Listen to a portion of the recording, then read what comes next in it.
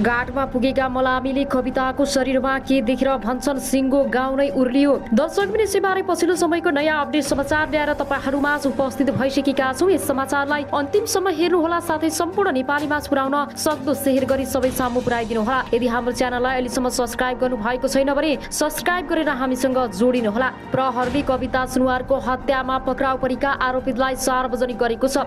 सिक्किम बियुङ घर भई उदयपुर बेलका नगरपालिका 3 किराँत चोक बस्दै आएका 19 वर्षीय विनोद ढकाल र कोशी जनता माध्यमिक विद्यालय रामपुर कक्षा 10 मा अध्ययनरत 17 वर्षीय बालिकालाई पक्राउ गरेको जिल्ला प्रहरी कार्यालय उदयपुरका प्रहरी नायक उपरीक्षक वेद प्रसाद गौतमले जानकारी दिएका छन्। फेरि घटनाबारे अरूले थाहा पाउने डरले उनीहरूले सुनुवारमाथि ढुङ्गा प्रहार गरी हत्या गरे। हत्यापछि शवलाई 40 मिटर पर घिसारेर यशोदा खोलामा रहेको काठको गोलिया छेउ राखेको प्रहरीको प्रारम्भिक अनुसन्धानबाट खुलेको छ। उदयपुर जिल्ला अदालतबाट आरोपित बालिकालाई 5 दिन र विनोद ढकाललाई 7 दिन म्याद दिएर थप अनुसन्धान गरिरहेको जनाएको छ। ढकाल 1 वर्षदेखि किराँत चोक स्थित आफ्नै काका जितबहादुर ढकालको घरमा बस्दै आएका थिए। नाबालिकाले ढकालले मिलेर सुनुवारलाई रेसिपीका कारण मार्ने योजना बनाएको गौतमले बताएका छन्। यसै तयारी कक्षाका लागि विद्यालयसँगै जाँदा बाटोमा ढकालले बियरको बोतलले सुनुवारमाथि प्रहार गरेका हुन्। उनीहरूमाथि सुनुवारको हत्या गरेको आरोप छ। मंगलबार बिहान उदयपुर बेलुका नगरपालिका 3 डङटोलमा सोही स्थान बस्ने 16 वर्षीय कविता सुनुवारको शंकास्पद अवस्थामा शव फेला परेको थियो। प्रहरी नायब उपरीक्षक गौतमका अनुसार उक्त घटनाबारे अनुसन्धान गर्दा सानो सानो कुरामा सुनुवारले आफूलाई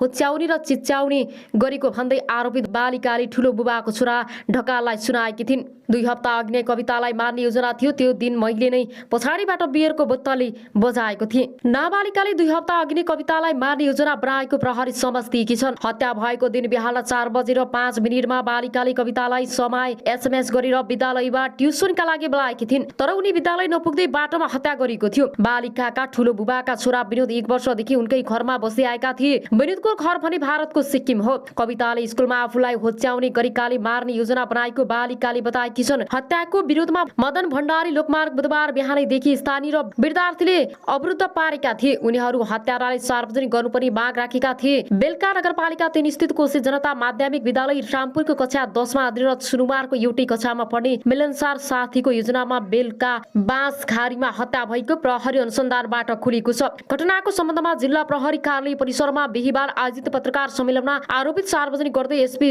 सुभाष चन्द्र बोहराले घटनाको प्रकृति र बयान हेर्दा झण्डै 10 दिन अघि कवितालाई हत्या गर्ने योजना रहेको बताएका छन्। व्यक्तिगत रिसिपीका कारण कवितालाई सोही ठाउँकी 17 वर्षीय नाबालिकाले योजना बनाएर दाजु छिमेकी मुलुक भारतको सिक्किम राज्य बियुङ घर भई हाल बेलुका नगरपालिका 3 मा बस्दै आएका 19 वर्षीय विनोद ढकालको साथ लिएर हत्या गरेको प्रारम्भिक बयानबाट खुलेको हो। बाँसघारीमा विनोदले लुकाएर ल्याएको बियरको बोतलले कवितालाई पछाडिबाट हिर्काएर ढालेको बयान दिएका छन्। ढालिसकेपछि दुवैजनाले कवितालाई 40 मिटर पर दक्षिणतर्फ घिसार्दै लगेर यशोदा खोला किनारमा पुनः ढुङ्गाले हिर्काएर मारेपछि प्रहरीले जनाएको छ। अब आउनुहोस् अर्को समाचारतर्फ लागौं। आरोपीलाई मृत्युदण्डको सजाय सुनाएको उल्लेख भएको छ। इन्डोनेसियाको बाल संरक्षण मन्त्री सहित केही अधिकारीहरूले मृत्युदण्डको सजायको माग समर्थन गरेका थिए। तर मानवाधिकार आयोगले भने मृत्युदण्डको सजाय उचित नहुने बताएको थियो। एक शिक्षकले यो कुकीर्ति सार्वजनिक भएपछि इन्डोनेसियाका धार्मिक बोर्डिङ स्कुलको सुरक्षामा कतिपयले प्रश्न उठाएका छन्। विश्वको ठूलो मुस्लिम बहुल देश इन्डोनेसियामा हजारौंको संख्यामा इस्लामिक बोर्डिङ स्कुल र धार्मिक स्कुल छन्। ती स्कुलहरूबाट गरिब परिवारका सन्तानले समेत शिक्षा पाइरहेका छन्। अब आउनुहोस् अर्को समाचारतर्फ लागौं। प्रधानमन्त्रीले प्रकाशित गरेको 101 दिनको विवरणमा सूची नक्सा हटाइयो। भौगोलिक अखण्डता प्रतिको यो खेलबाडकी साधारण कुरा हो। ओलीले भने हिजो मात्रै दिल्ली स्थित नेपालको दूतावासमा टाँसिएको नक्सामा त्यहाँ नेपालको चुच्चे नक्सा राखिएको छ। चुच्चे नक्सा हटाएको छ। योभन्दा राष्ट्रिय दलाली, योभन्दा राष्ट्रको गौरव र शिर निहुराउने, योभन्दा लज्जाजनक कुरा के छ? एमालेका पछिल्ला कार्यक्रममा अध्यक्ष ओली नेकपा माओवादी केन्द्र र नेकपा एकीकृत समाजवादीसँगै नेपाली कांग्रेस र प्रधानमन्त्री देउबामाथि पनि आक्रमक देख्न थालेका छन्। प्रतिपक्षी दलका नेता ओली आखिर किन आक्रमक बन्दैछन्? राजनीतिक विश्लेषकहरू आगामी दिनमा आक्रामकता झनै बढ्ने बताउँछन्। उनीहरूले आसन्न चुनावमा एमाले र कांग्रेस बीच सीधा प्रतिस्पर्धा रहेका कारण ध्रुवीकरण गराउन खोजेको बताउँछन्। कांग्रेस प्रत्यक्ष रूपमा प्रतिद्वन्दी हो। 750 स्थानीय तहमध्ये कांग्रेस र एमाले बीच 500 भन्दा बढी स्थानमा सीधा प्रतिस्पर्धा हुन्छ। त्यस स्थानीय तहका कांग्रेस र एमाले मध्ये एउटा पहिलो अर्को दोस्रो हो। राजनीतिक विश्लेषक पुरजन आचार्यले भने सिधा प्रतिस्पर्धा हुने ठाउँमा यसपटक काङ्ग्रेसले बाजी मार्ने अवस्था छ। कम्युनिस्ट फुटीको कारण त्यस्तो अवस्थामा भएको हो। त्यसैले ओली एन्टी काङ्ग्रेस विरोधी भावना उत्पन्न गराएका चुनावलाई ध्रुवीकरण गराउन चाहनुहुन्छ। गत स्थानीय तहको चुनावमा 294 स्थानीय तहको प्रमुख र 333 प्रमुख जित्दै एमाले पहिलो स्थानमा रहेको थियो भने 266 प्रमुख 223 उपप्रमुख जित्दै काङ्ग्रेस दोस्रो स्थानमा आएको थियो। ओली प्रधानमन्त्री हुँदा प्रमुख प्रतिपक्षी दलको नेताको रूपमा सरकारको भूमिका प्रति आलोचना र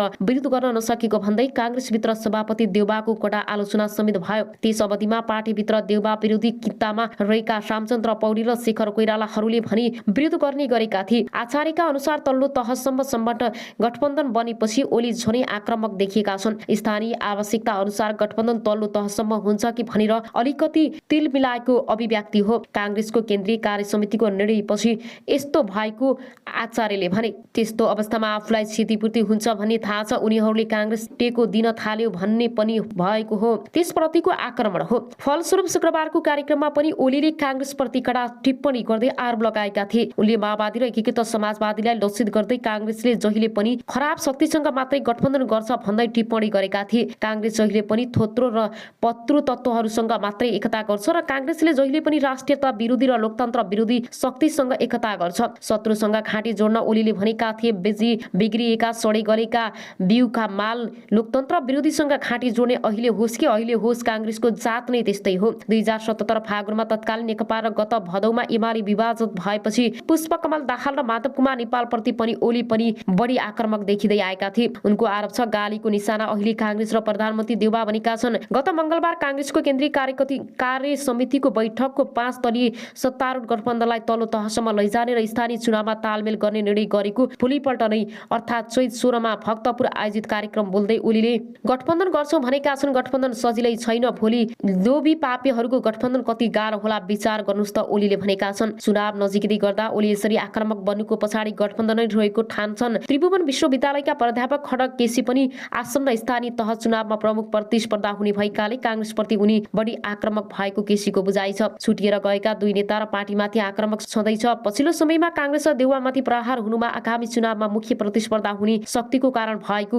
हो केसीले भने। एमसीसी परिघटनामा काङ्ग्रेस र एमाले भित्रको सामिप्यताको कुरामा जुन रूपमा बहस छलफल भएका थिए तर परिणाम चाहिँ फलस्वरूप ढङ्ग देखियो। काङ्ग्रेसले सत्तारूढ दलका नेताहरू र पार्टीलाई मात्रै ठिक ठाउँमा मात्रै ल्याउनका लागि एमालेकाई कार्ड खेल्ने काम नभएको बुझाइ एमाले नेतृत्वमा हुन सक्छ। त्यसो त अमेरिकाको मिलेनियम च्यालेन्ज कर्पोरेसन एमसीसी संसदबाट अनुमोदन गर्ने विषयमा सत्तारूढ गठबन्धन भित्रका खटपट बढेपछि काङ्ग्रेस र एमाले बीच सहकार्यको विषयमा छलफल भएको थियो। प्रधानमन्त्री देउबा आफै पटक पटक ओली निवास बालकोट पुगेर छलफल गरेका थिए। दुवै राजनीतिक दलबीच सहकार्यको विषयमा छलफल भएको थियो र सत्तारूढ गठबन्धनका भित्र माओवादी केन्द्र र एकीकृत समाजवादी पार्टी एमसीसी अनुमोदन गर्न तयार भएपछि अन्तत एमाले र काङ्ग्रेस बीचको सहकार्य छलफल टुटेको हो। त्यस लगतै पनि ओली माओवादी अध्यक्ष दाहाल एकीकृत समाजवादीका अध्यक्ष नेपालप्रति बढी आक्रामक देखिएका थिए। ओलीसँगै अन्य दलका नेताहरू पनि सैद्धान्तिक विमर्श र बहस छाडेर पछिल्लो समय गाली र आरोप प्रत्यारोपणमा भिड्नु दुर्भाग्य भएको बताउँछन्। प्राध्यापक केसी नेपालका राजनीतिक दल तथा नेताको प्रवृत्ति हेर्दा नीतिगत कुरामा भन्दा पनि व्यक्तिगत अपेक्षामा हुने गरेको छ,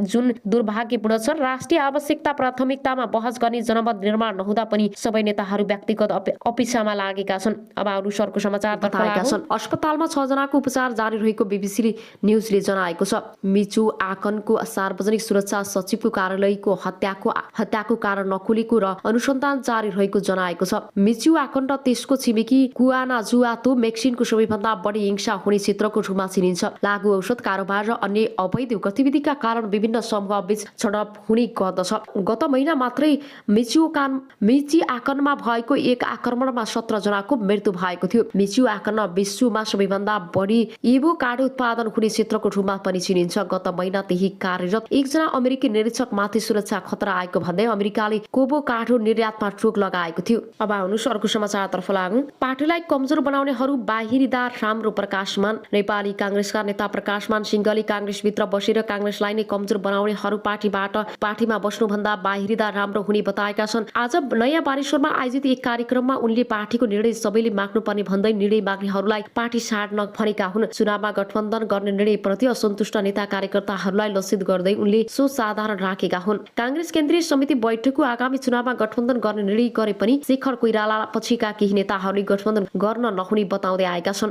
कार्यक्रममा नेता सिंहले यसपटक चुनावमा कांग्रेसका नेता कार्यकर्ताको गतिविधिको एक हिसाब हुने समेत बताएका छन्। विगतका निर्वाचनमा पनि अन्तर्घात हुने गरेको थियो। अन्तर्घात गर्नेहरूलाई कांग्रेसले कारबाही समेत गरेको थियो। अब अनुसारको समाचारतर्फ लागौं। बालुवाटारको राखी कूटनीतिक दिल्ली मुख्यालयसम्म पुगेको छ। कांग्रेसले भारतीय सेना नेपाल भित्र आएर देशभक्तको टाउको कटाएको थियो। ओली नेकपा एमालेका अध्यक्ष केपी ओलीले तत्कालीन नेपाली कांग्रेसले भारतीय सेनालाई नेपाल भित्र देशभक्तहरूको टाउको कटाएको आरोप लगाएका छन्। तत्कालीन कांग्रेस सरकारले भीमदत्त पन्त लगायतका शहीदहरूको हत्या गरेको उनले जिकिर गरेका थिए। साथै विद्यार्थी आन्दोलन दबाउन बीपी कोइराला गृह मन्त्री छँदा दमन गरेको र गोली हानेको भन्दै उनले कांग्रेसले विद्रोही विदेशी सेनाको प्रयोग गरी देशभक्तहरूको हत्या गरेको आरोप लगाएका हुन्। उनले भनेका छन् कांग्रेसले भारतीय सेना बोलाएर देशभक्तको टाउको कटाएको थियो। कांग्रेसले विदेशी सेनालाई बोलाएर देशभक्तको टाउको कटाएको थियो भन्दा नराम्रो लाग्छ भन्ने यो सबै नेपाली कांग्रेसले गराएको थियो। तर के गर्नु, नेपाली कांग्रेस यस्तै हो। शुक्रबार अनिराव विश्वको कार्यक्रममा सम्बोधन